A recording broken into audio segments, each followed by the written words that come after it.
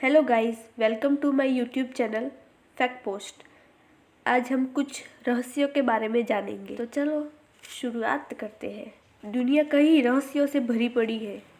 इस तरह दुनिया में कहीं रहस्यमय किताबें भी हैं, इनमें कहीं पवित्र किताबें भी हैं, लेकिन इनके विपरीत दुनिया में कुछ ऐसी किताबें भी हैं जिन्हें बेहद रहस्यमय और खतरनाक माना जाता है। इस किताब का नाम है कोडेक्स गिगास, जिसे लोग डेविल बाइबल के नाम से भी जानते हैं।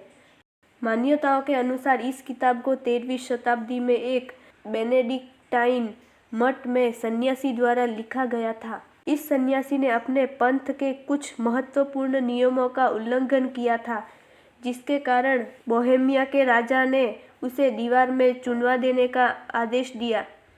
लेकिन दीवार में चुनाते जाते वक्त उस सन्यासी ने राजा के आगे एक प्रस्ताव रखा कि यदि वो उनकी जान बख्श दे तो बदले में वो सन्यासी राजा को एक ऐसी किताब लिखकर देगा जिसमें दुनिया का सारा ज्ञान मौजूद होगा। राजा ने उस सन्यासी की शर्त को मान लिया।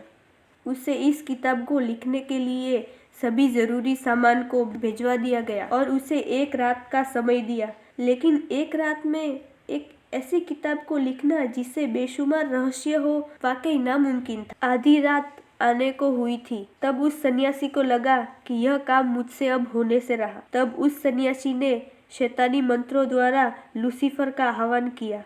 लूसीफर से अपनी आत्मा का सौदा हो जाने के बाद उसने उस सन्यासी की इस किताब को लिखने में मदद की। यह किताब 36 इंच लंबी, 20 इंच चौड़ी और लगभग 8.5 इंच मोटी है, जिसमें शुरुआत में 320 पेज थे। इस किताब के पन्नों के लिए गधों और घोड़ों की चमड़ी का इस्तेमाल किया गया है।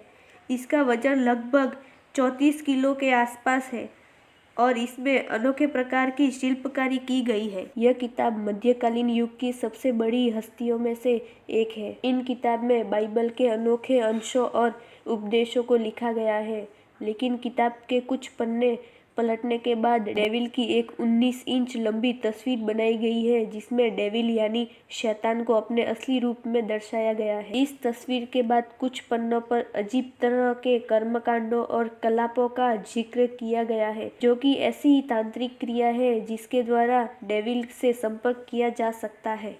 ऐसा माना जाता है कि इस किताब में शैतानी ताकतों को हासिल करने की विधियां हैं, जो कि इंसान से दूर रहे तो ही अच्छा है। इन किताब में पहले 320 पेज थे, लेकिन बाद में किसी ने इसके 10 पन्ने को निकाल दिया।